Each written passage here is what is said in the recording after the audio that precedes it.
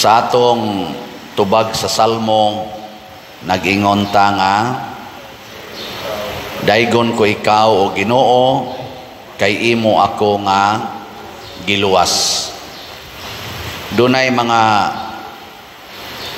tulo ka mga generic nga mga kahimtang sa atong kinabuhi nga mangandoy gitas Ginoo nga iyatang luwason, kay dili makaluwas nato si bisan kinsa o ang kwarta. Una, kaning kasakit, pains. Kasakit ba? Lingay mong tupad, nawa kay kasakit ron. Di na mabayrag kwarta, ang uban managhikog na lang, kay bisag unsaon panimog hatag kwarta, di na gina mabayran ang kasakit. Ikaduha, ang sakit. Sakit. Kaning mga illness. Why kwarta sad ga ika bayad ana aron maayo ang imong yung sakit. Labi nag moabot nag stage 4 ana nya mga kidney failure, mga aneurysm, wa na gina bisag unsa pang kwartaha. Mao bitaw kaning babae diri sa atong sa atong ebanghelyo, wa na gyud mapugni bisag hurot na lang iyang kwarta. 12 ka tuig antos niya iyang hemorrhages, wa gyud mo tang-on. Og ang katapusan kining kamatayon, wa gyud tao way kwartang makapugong sa kamatayon. Nilingya imong tupad, ina gusto kang maluwas sa kamatayon?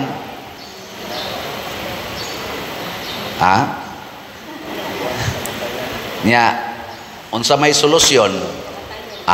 Kadtong mga dunay kasakit, muduol ni Hesus, mahupay, mawa ang ilang mga kasakit.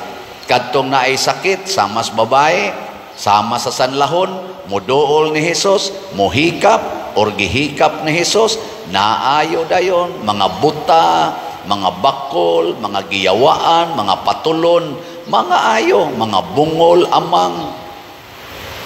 Ambot kang batignaong, wa man sa gibutang diri nga ang batignaong ni gwapo o ni gwapa. Pero amot lang na ba wa ano, mabitaw ako sa una si kog hangyo nga mo gwapo unta ko, si kog inat sa kong ilong, rosaryo pa kog maayo, wa man gyud. Usara di ay solusyon unsa man?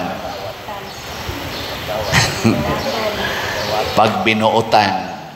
Pag binuotan na nako, so daga na kay kog uyab.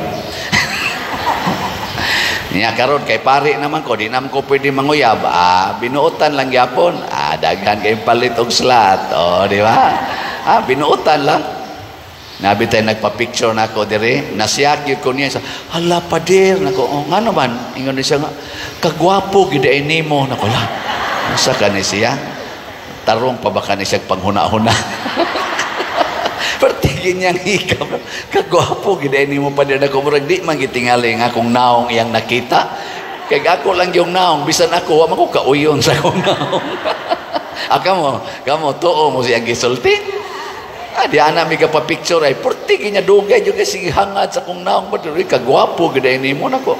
Sa giday niya dengi ko ano. Abisag kamo maglingo-lingo mo sa masakit tong mata tong kuana tawhana.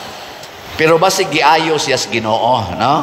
Giayo kay daghan bayro mga asawa nga gibatian na kay ignaong sa ilang bana. Pero sa una gwapo biya kay na ilang bana, sa ilang paminaw, mukilig na sila inigbisita. Manana ko na sila. Pero karon, magsige na gyud lami na patio ni animal nako. Daghan sang mga bana nga sus, murag gyud di maghigwaos gyud. Haro lang gyud makakita sa iyang uyab nga kanarong iyang naasawa karon. Pero karon, sos ang bana magsige nagtan-aw sa silingan.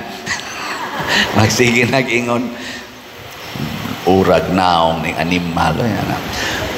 Mao na iduol na ngadto ni Kristo, iduol. Maayo ra nang imong sakit, kasakit. Nya ang kamatayon sama aning anak ni Jairo or Jairo or katong anak sa byuda or si Lazaro nga gilubong na gyud miduol si Jesus, naayo dayon, nabuhi og balik. In short, kasakit, sakit, kamatayon, why problema, basta naay Ginoo. Pero naay yawa, matud pas unang pagbasa, ang Ginoo mo'y tag-iyas kinabuhi. Wa siya magbuhat og kamatayon. Ang tanan nga gibuhat sa Ginoo, buhi. Kinsa may naghatag sa kamatayon, ang kasina sa yawa. Busa kadtong iya sa yawa, mao ang mga matay. Sige, lingiay mong tupad. Yung nakinsaron ka, sa Ginoo ka o sa yawa?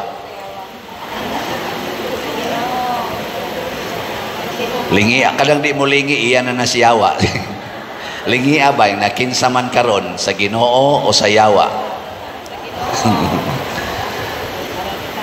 Nay atong gitawag karon nga yawanon nga lihok sa atong nasod, kining pagduso nining absolute divorce bill.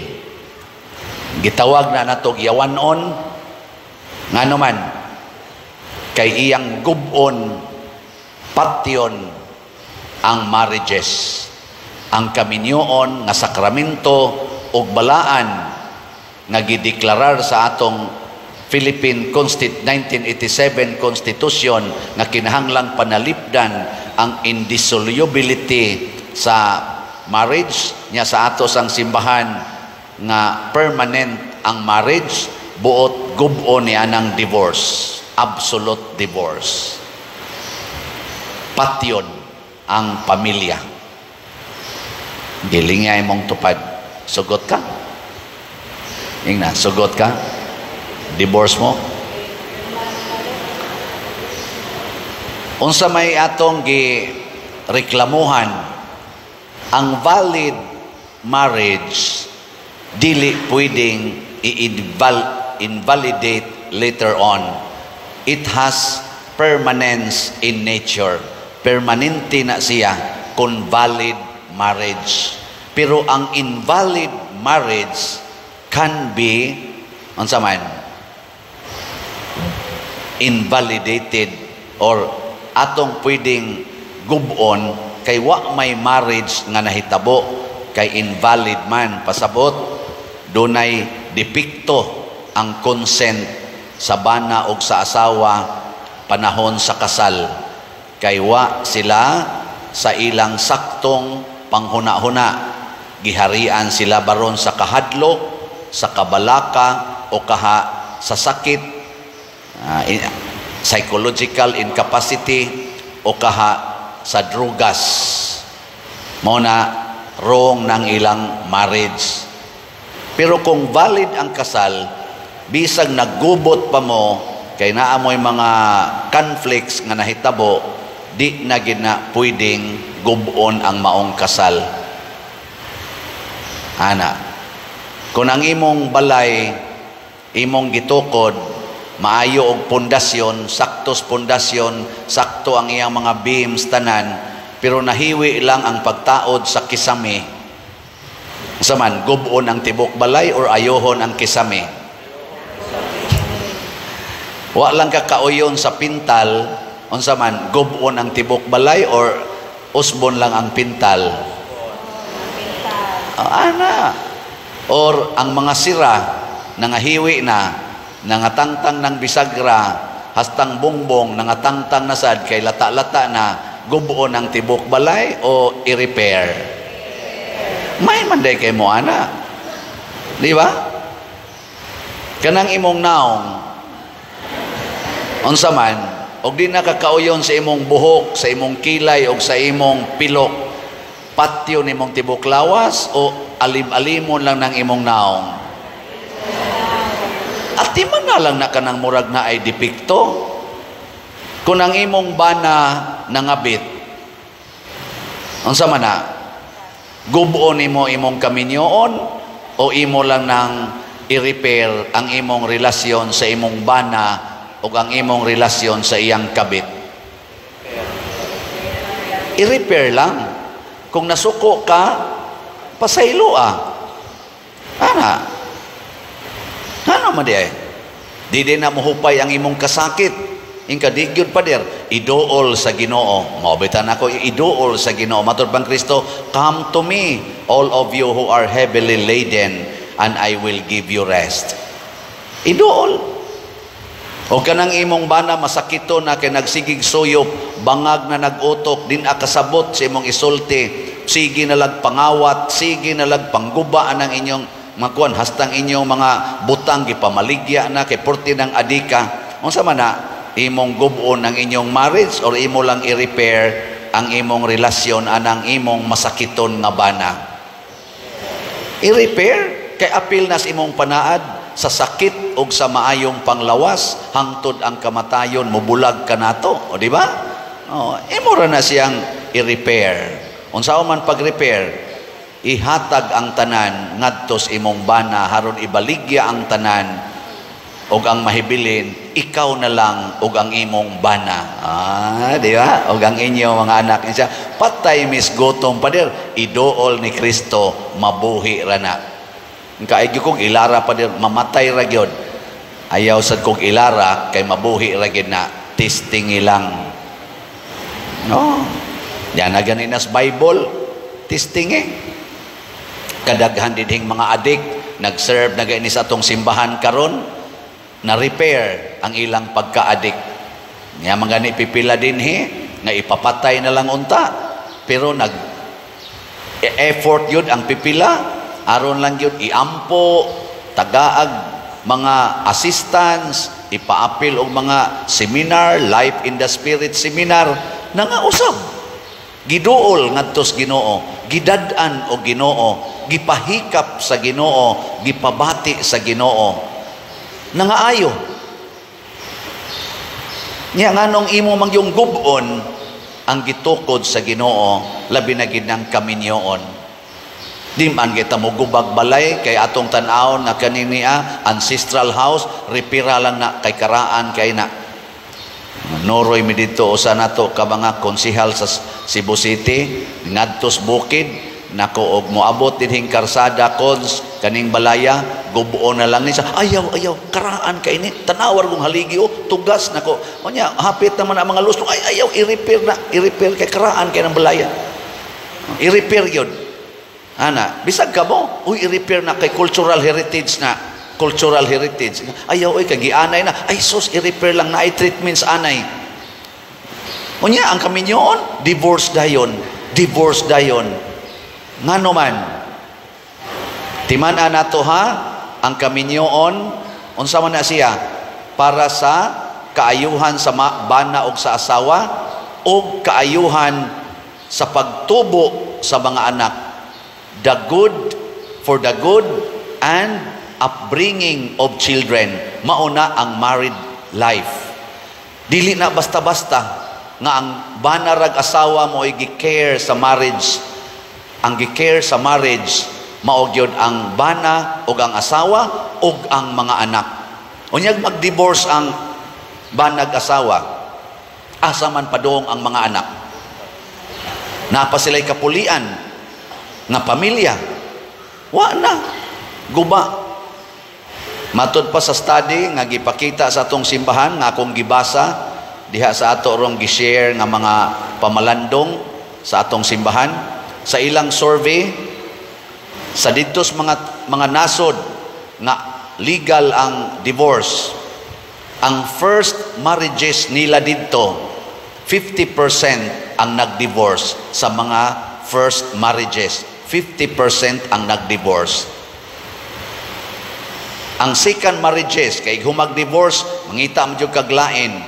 Moingon man ka nga, nasayop kog pili, mangita kog right one. Yan, iabot na si right one. So, nasa kay second marriage. Sa ilang mga second marriages, murag 60% ang nag-divorce. Sa second marriages.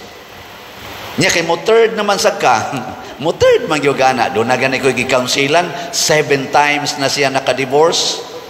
So pag third marriages dito, aning mga legal ang divorce, 70% ang nag-divorce sa mga third marriages. Unya og i-fourth na to, klaro kayo, adto na nas mga 90%, ang mag-divorce. Pasabot ang divorce dili day makasulbad sa problema sa relasyon sa banag asawa, makadugang pagani. Nya asa man padung ang mga anak, ang nabiktima nga anak sa first marriage, sa second marriage, sa third marriage o sa fourth marriage, ang mga anak ato nagdivorce man ang ilang ginikanan, asa padung? Where is now the good and the upbringing of children? Mao nang daghan kayong mag-wild, magdag mga armas, rakrakan ang mga taong nag-worship in town, mga taong nagpundok pamusilon, kay nagdepresyon na, kay wa na'y kapulian nga mga ginikanan. Ato kaning pamalandungan, asa man ta moduol? Adto sa Ginoo. Dili sa balaod lang sa tao, sa balaod sa Ginoo. Matod pa diri sa atong ikaduhang pagbasa, magtinabangay ta pagpalambo sa atong pagtuo, sa atong pagpanulti, sa atong kahibalo, sa atong tinguha, sa pagtabang sa usag-usa, mga buhat nis Ginoo, sa pagpasayloay, pagdinawatay, sa pag-inantusay sa usag-usa.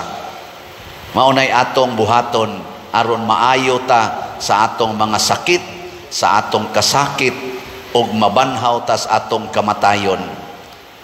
Nga igsuon kaning akong grupo nga COVID-G, Center of Very Insightful Dinner Group, sugod ni atong pagting COVID, na amo ginang gi-promote ang Tatak AAA, Ampo, Alagad, Antos. Buhata ragon na ninyo sa inyong pamilya. Ako ubay-ubay na dyan ko gisultihan ana nga purtig yun kasamok silang pamilya. Pagsugod nilag ampo, magrosaryo na kada adlaw, manimba na gyud, mga lawat, mangumpisal, ang way mga kasal, nagpakasal. Ana, daghan ko ba? Karon lang si manahap, pila ni kabuk akong gikasal nga mga tag 20 ka tuig, 15 ka tuig, 30 ka tuig nga nagtipon-tipon. Part manas ampo ang pagdawat og sakramento. Nya dayon mag-alagaray, dili na magsinuguay ang maginikanan, din amanugo, sige na lag-alagan sa mga anak. Mga anak mo bawo sag alagad, malinaw dayon kayo. Nya naman kayo mga sipyat, mag-inantusay, dili magsininghagay, dili magsyagitay, dili magbalikasay, antuson lang, hilom lang, antuson lang. Para parihan ni Maria, she ponders everything in her heart. Sige, lingya imong tupad. Ing na sugod karon, sundo na nako ang AAA. Ing na. Sige, klaruha lang yun. Nasugod karon, ako nagyug kang antuson. Sige, lingia ba? Imong tupad ba? Lingia. So, agin mo lingi ang mga yawan onay. Na, hinaot pa unta, no to divorce, absolute divorce bill, but yes to God. No to destruction or death of marriages, but yes to save families and children. Ato ng buhaton, hangtod gyud nga mulampos ta. Di ta mabalaka kung kita na lang maoy usa ka nasod nga wa gyud mo practice og wa gyud bill nga ingon ani. Don't worry, bisag ang tibuok kalibutan mo go against sa Ginoo, pabilin ta nga mosunod sa Ginoo. It requires only one heart to love God, and it can save the whole humanity. Og mao nay gibuhat ni Kristo, siyang usa nakasalbar sa tibok kalibutan, labi na gyud daghan ta. So human ros misa, og after sa misa, og before ganis misa, naata dihay signature campaign nga mag-no to divorce ta. Karon Domingo ha, og sa sunod nga Domingo, ato nang mamirma ta diha. Pero kausara ta mo pirma ha, ayaw mo pirma kaduha, bisan asa pang simbahana, kay movement man ni sa atong archdiocese, ambot og movement basta ni sa other dioceses in the Philippines. Sa atong archdiocese ni, initiative ni Archbishop Palma nga mag signature campaign ta to show sa atong protest against aning absolute divorce bill. Paminawon maninilag sa dili, mamirmata from our heart. Nadias gawas. Nya sunod Domingo, mamirma gyapon ta katong wa kapirma. Kausa lang ta mo pirma. Nya ato nang mapaubsanong isubmit ngadto nila on or before July 15, ato na nang mahatag unta ngadto sa atong kanang Archdiocesan Office. Aron ila na nang isubmit ngadto sa proper forum sa atong gobyerno. Hopefully, maminaw sila nato. Ug manghinaot sad ta, hikapon untang kasing-kasing nining ato mga lawmakers nga dili lang sila pro-human beings, but above all, mahimo gid silang pro-God, who is the author and the source of all good.